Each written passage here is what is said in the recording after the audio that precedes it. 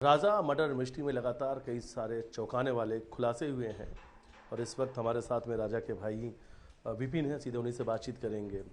Shillong SIT लगातार इंदौर में पूछताछ कर रही है। आरोपियों के घर गई, सोनम घर गई, आपके घर भी आई थी बयान लेने के लिए। जांच लगातार जारी है। क्या देखिए, मेरे घर पे 3 अधिकारी आए थे। मुझे नहीं पता वो शिलोंग से कहाँ के थे, मगर अधिकारी 3 आए थे। उन्होंने हमसे पूछताछ करी थी।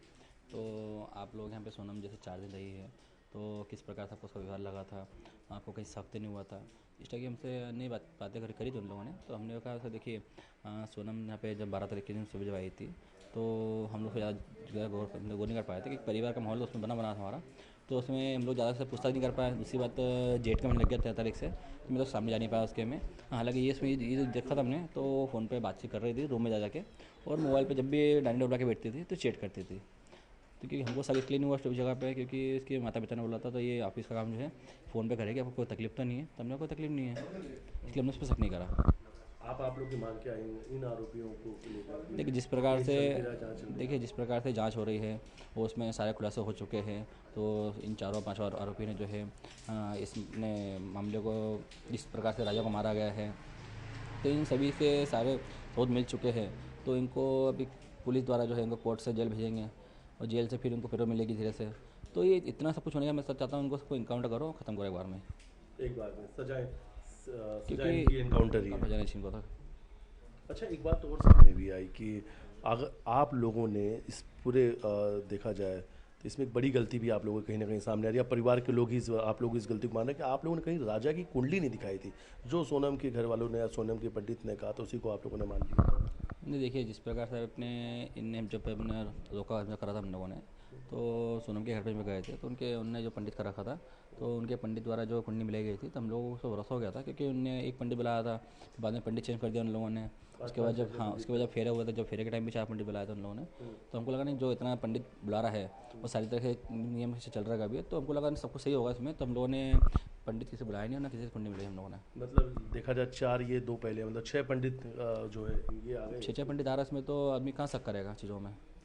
अच्छा, इसमें और ये भी था कि इससे पहले एक और भी परिवार आया था जो धार के हैं। उन लोगों ने आपसे परिवार से बातचीत की थी। आपका जो समाज का एक ग्रुप बना उसमें उन्होंने लिखा कि उनका बेटा तो बच गया क्योंकि उन्होंने कुंडली दिखा ली थी। हाँ, ये चीज़ अभी 12 ये है इसमें है। तो अपने हरीश रघुवंशी करके जो है धार के रहने वाले हैं, उन लोगों ने भी मीडिया में बोला है। तो मेरे छोरे की शादी भी सोनम सोने वाली थी, तो मेरे रिश्ते होने मिलने तो हमने कुंडली पहले मैच करी थी। तो उनको किसी पंडित ने कहा था, तो इसमें कुंडली में जो दोष है, तो फिर उन लोगों ने शादी तोड़ दी उस टाइम पे। अच्छा, एक चीज़ और है कि अभी तक तो ये चीज़ स्पष्ट हो गया कि सोनम का प्रेमी राज, एक नए नाम का किरदार सामने आया था, एक नए नाम की इंटरव्यू हुई थी, संजय वर्मा। फिर अब ये बात समझ में आया कि वो जो नाम है कोई और नहीं, वो राजी था। राजी उस नंबर से लगातार सोनम से बातचीत कर रहा था। क्या लगता है कि अभी तक वो मकसद सामने आ पाया है? किस वजह से राजा की हत्या हुई? देखिए जिस प्रकार से राज जो है नई नई सिम लेके बातचीत कर रहा है, और इसके घर वालों को अभी तक पता नहीं चला इसके अंदर है। जैसे कि अब हम लोग तो सोच रहे थे ये इसके काम के सिलसिले में बातचीत कर रही है, फ़ोन पे है। अब मालूम पड़ा है तो राज से जो दिन में बात भी करती थी, रात में बात भी करती है। तो इसमें कहीं ना कहीं लगता यही है, तो राज ही मेन है।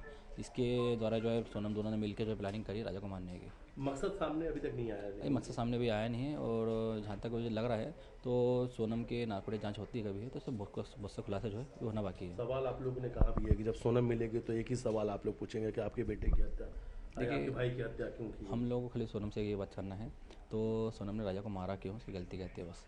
हमको एक ही से पूछना बस, और कुछ पूछना नहीं से ज़्यादा। राजा रघुवंशी के परिवार के लोग सिर्फ एक ही सवाल पूछ रहे हैं कि आखिर राजा रघुवंशी की हत्या क्यों की?